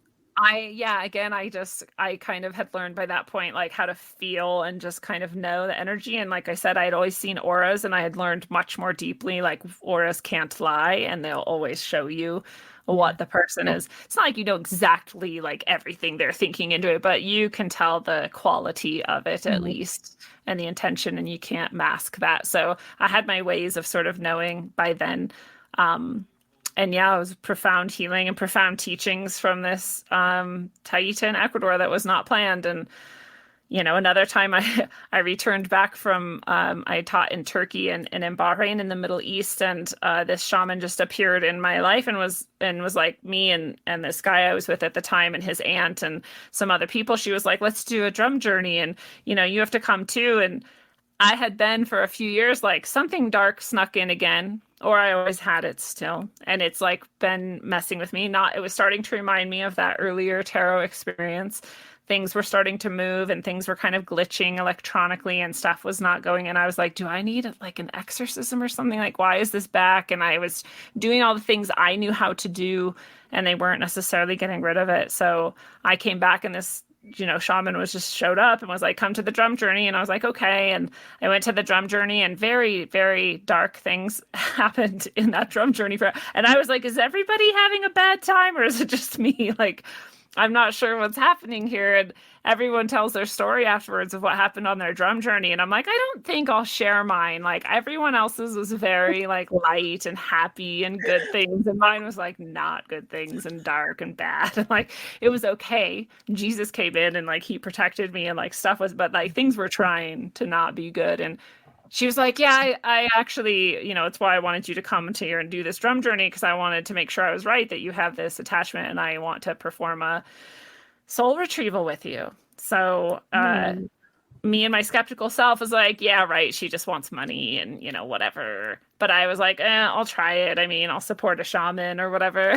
Like, we'll see what happens. And it was intense, and it was the exorcism I needed. and so then I learned and was taught how to do soul retrieval. So like through all these experiences, I just have random teachers who would just pull me out, perform ceremonies often on me, and then teach me, what they could in the time that we had together. And so I was just trained. I was trained by my guides, my allies, and my synchronistic life path. As well as other things. Not so random guides. Right. Randomly showing up in your life. Right. It was all on purpose. In fact, that Ecuadorian Taita said to me, what are you gonna do after this? And I was telling him, and he was laughing so hard. And my boyfriend at the time was translating for me. And I was like, what is he laughing about? And he said, I guess he thinks it's really funny because he's saying you still think that you get to choose. And I was like, that's a weird thing to say. Of course I get to choose. I planned this whole trip. And then the very next day I got to see just how right he was, that I don't get to choose. Not consciously, right? Going back to what we said before, I definitely chose every single step of this, but not consciously. My conscious choices were often quite different from what things turned out to be. Thank goodness. My soul had the better plan all along. You've had so many like profound experiences. Yeah. It Like gets hard big to keep experiences. track of them all. Right. Right. I could see why there's just so many experiences after experiences, and they're all just so amazing. And most of them I didn't go looking for. They Right, just they were just showed there. up for you. Yeah. Outside of your tarot experience and your attachment there, do you have any other experiences that stick out in your mind automatically that were so profound that they maybe even possibly changed you or your life? Yeah. I guess, I mean, I could tell another darker story, or I could tell a little bit lighter of a story. It depends what you're in the mood for. Fill it out. I think we like both here on Soul Wanderings. That's what it's all about. Well, I was just I think people are attracted to the dark stories because they don't experience them that much, and they want to know why and how. I don't know why more dark than light, but horror movies do have a sales. That's true. Do have lots of sales. Well, I'll add really quickly to tie off that Taita story in Ecuador that the next day I was planning on going to the real equator, which is south of the Disneyland version of the equator, because that's where the Spaniards thought the equator was, and that's where they have the monuments and the tour buses stop there and everything. But the real one is south of there, and I planned to go there. We drove the bus up, rode for hours, and got off, and then we couldn't get there. And no taxi would take us there, and nobody would get us there. And it was very frustrating, and it was a hard day, and like everything was frustrating. We finally got on the bus to go back, and then it was getting dark, and then I realized we were on the wrong bus, and then I didn't know where we were. And then we were in this massive city, Quito, and we were like lost and on this bus. And I was like, I don't know when we get off the bus, because we don't even know where we are or where our hostel is, because we got the wrong bus. And then I saw this steeple picking out over the city line, and I was like, I know that steeple. We went on a walk there the other day. I know how to get to our hostel from that steeple. So if we go to that steeple, then we could find. So we jump off the bus, and we're running to get to this steeple before the light, dies, and it's getting darker, and the sun's going down, and when we start running this direction to my hostel, I just want to make sure we're at least in the couple blocks radius of the hostel before the sun goes completely down. And it's not actually that dire, I'm just like freaking out. So Yeah, we're running right. through In the Quito. moment, it feels that way. Yes. Right. And we're running through Quito, and we come around this corner and we're on this massive, I mean, it's like a 16-lane freeway or something in the middle of Quito. Like, it's a huge street. And all of a sudden I'm hearing choppers and I'm like, why are there helicopters in the city? And then I was like, why are there no cars on this road? And then I see this like rainbow flags start to come up over this hill. And I'm like, why are there rainbow flags? And then I see the helicopters. And then I realize there's this huge parade coming. And it's like Indigenous rights parade or something. And I was like, wow, the helicopters are like hovering over this parade and the whole city is shut down. And I like remember this dream I had 2 years before, like 2 years before. I'd never even decided to go to Ecuador at that point. I had no idea I was ever going to be in Ecuador at this point. I'm having this dream that I'm very stressed out on a bus, that I'm lost, that I jump off the bus and start running, that a bunch of rainbow flags appear and all these people are everywhere, that there's helicopters. And I'm realizing this as I'm staring at this happening. And I'm like, oh my God, I dreamed all of this like 2 years ago. And in that dream, I ran down the road. I turned left instead of going right to my hostel. I turned left and I went up into this very narrow sideways sort of alleyway. And I found this white church with a little fountain, and I like sat there and found like peace there. And so I'm standing there remembering that this is in my dream, and I'm like, I'm gonna go find that church. And I know I'm running for a totally different reason. Running down the road, I turn left, I go up this weird alleyway, and there's a little white church with a little fountain in front of it. And I just sit down and I'm just hearing this Taita laugh in my head and say, you still think you get to choose. And I was like, oh my God, he was right. You're doing it again. Oh my gosh. It blew my mind. I was like, how is this is a real church? Like, it's right here.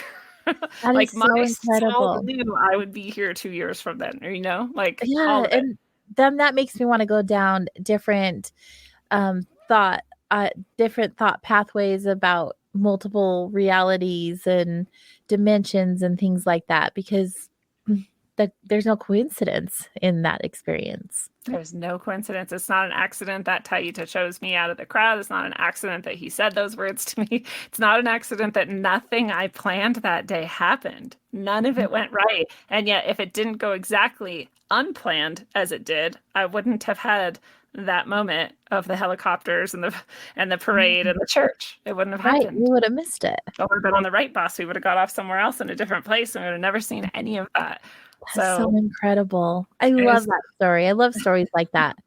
I had to tell a little good one in case we do them any more dark. Well, I'm up for any kind of story because, you know, like I told you earlier, I just want to like listen to you, and you have so much to share. I have a lot of very crazy experiences. Yeah, that one I really love because it just reminds us too that you can really trust your path and your process. It doesn't mean don't make decisions or don't try, or, you know, like that's not the message there. But the message is that even when things seem to be going very poorly and not the way you wanted them to, you can just trust that there is actually some kind of a reason for that, and that at some level you did choose that. Sometimes if we were conscious of the choice being made on the soul level, it wouldn't happen quite the same. It wouldn't teach us the same thing. It wouldn't have that impact. It wouldn't give us chills when we hear the story, right? Exactly. So it's really true. But yeah, I also have more of the encounters with the demonic, which I think people think once you get rid of like that big first round that like it's over. But in my experience, especially the more you sort of step into your power and claim it and say like, yeah, I'm a shamanic healer, or I'm a spiritual guide, or I'm a spiritual teacher, or I can do this, I can help you do that. Try harder. Then more kind of jumps up to be like, oh, really? You So sure? do you feel like yeah, exactly. Do you feel like that's like a lifetime of experiences you're going to have because you've had them before? Or is that something you feel will end at some point? They kind of, it's like they kind of stop. They get easier in a lot of ways, but they don't. I don't ever want to live in complacency, assuming that they're not going to happen again. But I also don't want to live in expectation that they're going to continuously happen. Right. So That there's makes like, complete sense. yeah, there's like a fine line there where I'm not going to say it's always going to happen, but I'm going to say I continue to have experiences where I have to make good boundaries again, and be really clear again and call on all of my allies again and stand in my faith and my trust and my love and be really centered in that for, for whatever it is this time, to learn that there's no access point here. Right, right. And I kind of have learned to start seeing that as a blessing almost, in a way, which again, I'm not inviting it, but I'm just acknowledging that each time that happens, I learn more about what the different portals can be and how subtle they can be sometimes, and how powerful, again, the light that could never be destroyed. Right. So my faith only deepens. I was going to say, you have such deep and rich faith. And I feel like that's such an important foundation to be on, especially having those experiences and continuing to have them in one way or another, whether it's for you or helping someone else through them. There are no accidents. No accidents. And that's why people have said, like, well, why has that all happened to you? And again, I look at that first time as like the initiation, and each of these other times as further sort of, you can call it tests if you want. I don't think there's some, God that's like, test her again. Like, I don't think that's it, but I think it's just like anything else in life where you're, flexing your muscles and you're building them and you're developing your skill and you're just getting better and better at it. So, I look at that as a blessing in a way. And again, like you said, I have this rich faith, and I'm so grateful for that. Like, I have no doubts. I'm a soul, period. That's eternal, the end. Like, I don't have to worry about what happens when I die, because I've been there and come back. And like, I get to live in relative peace because of that. Right. And I think a lot of people don't always have that much. And I love to share these stories for that reason too, so that people can know you're no different than me. You're also a soul, and you're also eternal, and you're also connected to that source and that love. And just as powerfully, you can call on it in any way you want, at any time you want.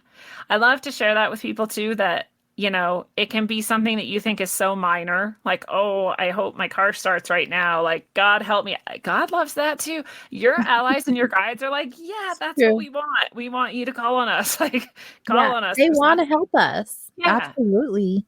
And like we said before, they don't get to just come do that unless you invite them and ask them. So I'm constantly like, yeah, guys, like, come, let's hang out and be around me. Like, yay, thank you.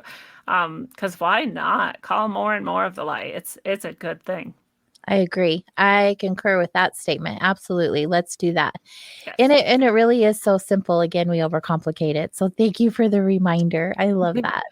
Yes. And I'll reassert too that every time the darkness has come, there has always been an entryway or like a portal that I opened unintentionally or intentionally on accident, that allowed that to happen. So it's not just random attacks. I'll say that. And a lot of people, again, think that they're a victim in some way, and I don't see the universe in that light. There is always a reason. There's always something. I'm not, again, blaming anybody, but there's always something that happened to come through, and there's always, therefore, a way to close the door. I agree. Which is good. It makes there is some rational. Yeah, it's really good. Thank you for that. Yes. It would be a horrible way to live if you didn't have a way to resolve that energy at all. Yeah. And some people can't see that light, and they end up with that psychosis and those issues, definitely. But I'm thankful for you in sharing your experiences. So maybe there's one person out there that didn't know it was that easy just to ask for that light to be in your experience. It's really just that simple. So thank you for sharing that. Oh, thank you for allowing me to. I love sharing this. Just little things, right? And we just don't know, or we're on our journey, and you're here to show up for us. I love it. I'm so appreciative of it. Oh, thank you. And I think part of what keeps people from calling on the light sometimes too is that they they feel like insignificant or small or like not They don't worthy. deserve it. Yeah. And that Yeah. makes me feel so sad. That goes back to that narcissist, codependent sort of, even if we're not actual full on like codependents, a lot of us have the codependent sort of philosophy or like ideology embedded into us, Right. where we feel like oh, it's okay. Like you take all the the sugar or whatever, and I'll just sit here and have my black coffee, or like whatever it is we think we're sacrificing for some cause or some noble reason, or that it's helpful. Exactly. But all it actually is degrading us, and it's like not And honoring causing us. suffering. Yes. Mm-hmm. I don't know where it happens for a lot of us, where we just learn this belief that isn't true, that we're unworthy of that type of love, that we're not meant to be seen or heard, or whatever the reason is. But so many of us grow up in households where that's just not a thing. We're not empowered, and we're not told that we're worthy, and we're not told that we're loved. And so we come up with all of these conditionings that prove to us that it's true. And so to ask for something like that is just not even in our radar. Why would we ask for that kind of experience? Who are we to ask for something like that? That's very well said. And society's not doing anything but reinforcing the negative side definitely of that. reinforcing. Yeah, like even school unintentionally perhaps is reinforcing the side where like you're not very important and you don't get to have what you need, and you're just a number. And don't go to the bathroom unless I tell you to, and like you can't honor your body or your mind. Like, so there's that. There's culture and programming and commercials and all of that telling us we're not worthy and not beautiful and not loved and not lovable. And oh my God, if you could just imagine like how whatever you call God, whatever that force, right? Whatever that force is in the universe, imagine how that sees you. You're a precious, a beautiful, unique, a gem, and only you are that. And you're the only one that's like that. And that is so lovable. If you could just feel that for like a second, then hopefully that can empower you to call on all the good guys. Yes. See, you're my kind of girl. Exactly. So most of my listeners know I have a spiritual healing center that I own and operate during the day. And I would say about, if they aren't repeat clients and customers, just new people, a good 70% of them come in totally broken, unaware of their greatness. And it's crazy when they walk in and they just feel that energy and like literally will just start crying. Yes. Or they're like, I don't know what this place is. I wasn't coming in this direction, and I was just called to be here because people need it. And it's not just my space. I know there's so many places like this, and you don't even need to seek for them. You just feel them, and you'll be guided to these places. And it is exhausting by the end of the day, but there's nothing else I'd rather do. There's nothing else I'd rather do than, okay, here we go. Tissues on backup. Let's have this pep talk about how great you are. And even, I'm human too. So I'm going to have those days where I'm just like, and those moments are so good to have as a reminder to myself as well. But we are here to help each other. And the work that you're doing, the stories that you're sharing, even the dark ones, like we all are going through experiences, and no one is meant to be alone in them. And for you to show up and share your experiences, all of them, you're touching someone else in these profound ways that maybe they never heard this show or your show, or they just feel like, I'm just going to hop on YouTube tonight. I don't ever get on YouTube, but I don't know, maybe I'll check it out. And here we are. And they're having these like aha moments within themselves. Like that's my hope all of the time when I have this show every week, is that there's at least that one person that you can just like shake awake a little bit, because it just takes a little bit for them to realize like you're worth fighting for, and you're worth being loved, and you are the light, and you are great, and all of the things that you've shared and I've shared. And it's just so powerful. It's so beautiful. It I love is, that. right? I do. And my favorite was when people say, I don't even know why I'm crying. I'm like, that's Yep. okay. I get Just that all the time. I don't know I'm crying. I don't know what's wrong. And I'm like, good. nothing's wrong. Let it Cry. out. Yeah. We all Oh, need that. It's so beautiful that you've created a space like that and that we get to share this with people because, I think back to, again, when I desperately needed something like that. And I had why I that opened it. one family. That was it. Mhm. And thank God I had them Yes. because what would I have done otherwise? If I would have Yeah. gone to a church, right, they would have said, you're crazy. They would have sent me to a Mhm. psychiatrist. I would have went down that path thinking that I'm insane, being medicated. Who knows what would happen to me, right? And instead, I went this other direction of empowerment, of being connected to other people, to myself, to the divine, and being able to then do this. So people who, like you said, are listening to this just by chance, they just wandered in. They're like, what is all this? Like, this feels really good, actually. That's exactly what they need. And they're going to move on. And someday they're going to be telling this story like, oh, and then I just heard this thing. And then now here I am healing other people. Like, Yes, just just like you went through what I went through. Oh, it's so good. just carries on forever. And this goes back to what we were saying towards the beginning too, is that each person does have their gift and each person has their energy, and it doesn't have to be something you have to try to go unearth and find and build this monstrous huge thing that takes all this effort.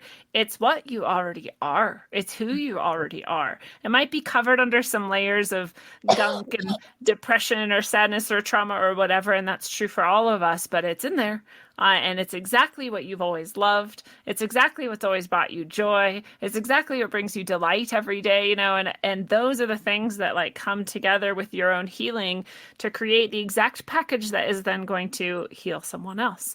You don't have to go out as a healer necessarily. You just are healing people when you're healing yourself. You just are healing the world when you're doing that for you. Yes.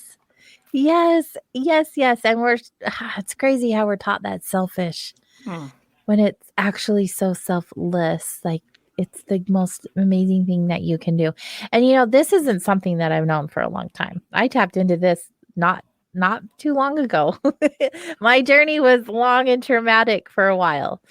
And having my own experiences and meeting people like you and now you, and I just so much gratitude.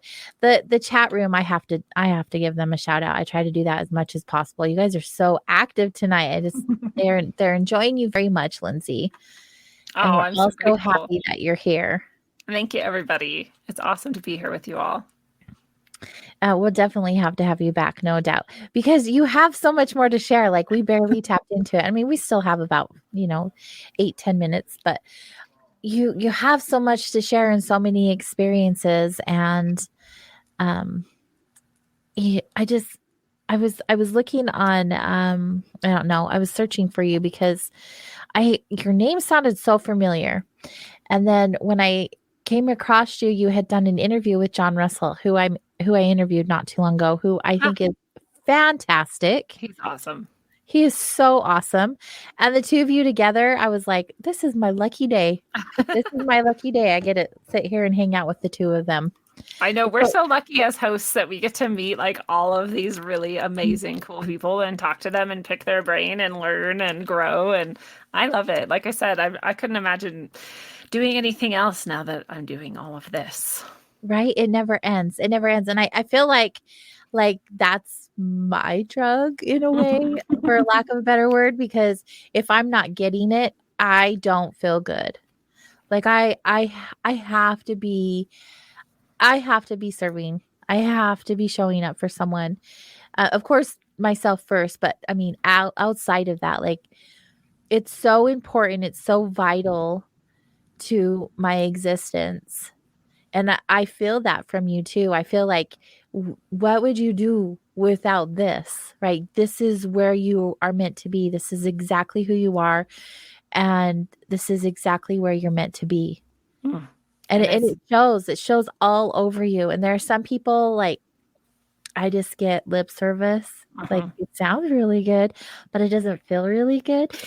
You're you feel really good and it sounds really good. And I love that you're doing the work on yourself And I love that you're showing up for others the way that you are. It's just so profoundly beautiful. Thank you. So much gratitude for you. Oh, thank you so much for saying that. My goal is always to be as honest and present as possible so that people can feel that, because I think the more honest and present we are, the more what we call God can come through. And that's what people are really feeling, right? When you're saying you're not feeling that, which, by the way, everyone can recognize that too. The times where you've said like, this doesn't feel so good. I don't know about that. And then the times where you've said like, oh my God, yes, this, more of this, like you can trust those things. But that's when God really comes through. And I've had people say to me things like, oh, you said this and you changed my life. And I'm like, I'm so grateful I could be the channel for the truth to come through, or for God to come through and change your life with you. It wasn't actually me. I'll take credit for showing up. Well, and that takes effort and energy too. Yes. Yeah.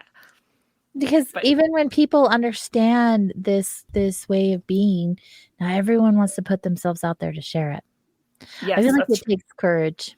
Well, thank you. I agree. That's another thing I always needed was like, you'd have this experience and for how long, and then one day you'd finally like admit it out loud and people would be like, oh yeah, me too. And you're like, well, it'd be cool if like anyone tells you that that's what everyone experiences, but no one tells you these things. So it's really nice when you can just be honest and other people can go like, oh yeah, that is what I experience. Okay, cool. I'm not alone. I'm not crazy. I'm not weird.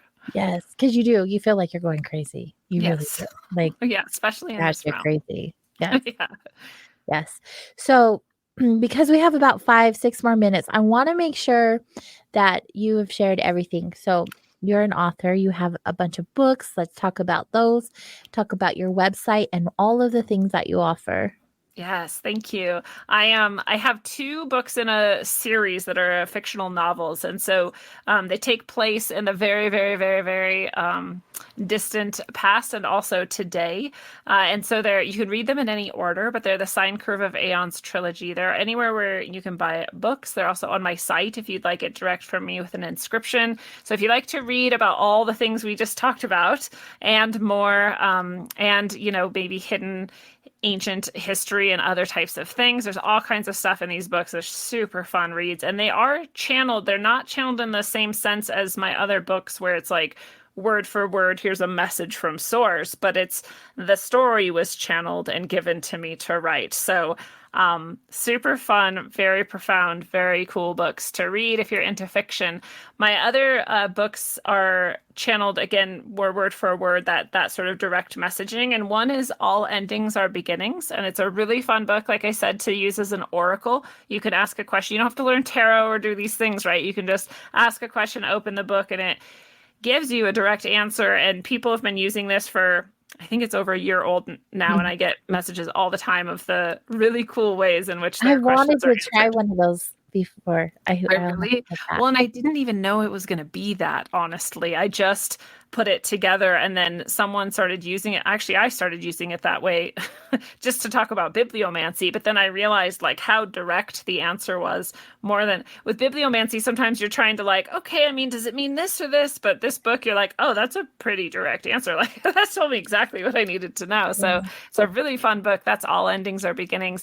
And then The Key of Transformational Healing is my more recent channeled book, and this one's a lot deeper. It's an actual sort of guidebook, I'd say, to spiritual understanding and philosophy and principles, and it's especially good for people who've already kind of been on the path for a while. It might be like a bit much for people who are kind of just starting. They might be like, what? Like, what is this? What Kool-Aid did she drink? It's a little deep, yeah. And it's but again, this is like word for word and it blew my own mind. I sat down to just write, and this I'll just mention that this popped up on my reminders one day, and it said, consider writing The Key of Transformational Healing. And I'm like, who put this reminder here? I didn't put that reminder here.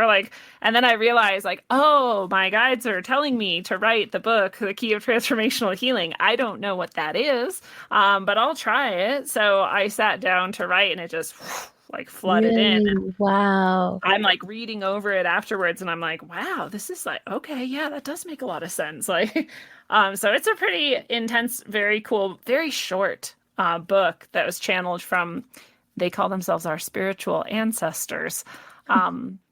And so that's a really great one too. So all of those you can get wherever books are sold, and I can also inscribe it for you and send it from me if you want to buy it from the site at rogueways.org. I do have the orgone. The orgone was something I resisted for a long time, and my guides like forced me to do it, and I finally tried it, and I was asking them, like, did I do it right? And they were like, it's more powerful than you can imagine. And I was like, well, that's really intense to hear. So, and it is very powerful. I've had people who make orgone. I've been at like fairs and stuff, and they come up and they're like, what is this? Like, they're like, I've never seen orgone, and they make orgone. So I don't know exactly what, they showed me how to do it, and however that is, it seems to work very effectively. So if you want some extra oomph to your meditation, your manifestation, your altar, anything else, I would definitely grab a piece. I make little pendants that you can wear, and I make earrings, and then I also do my favorite are the lotus votives that you can put the candle in, and they're so beautiful, super powerful. They're really amazing.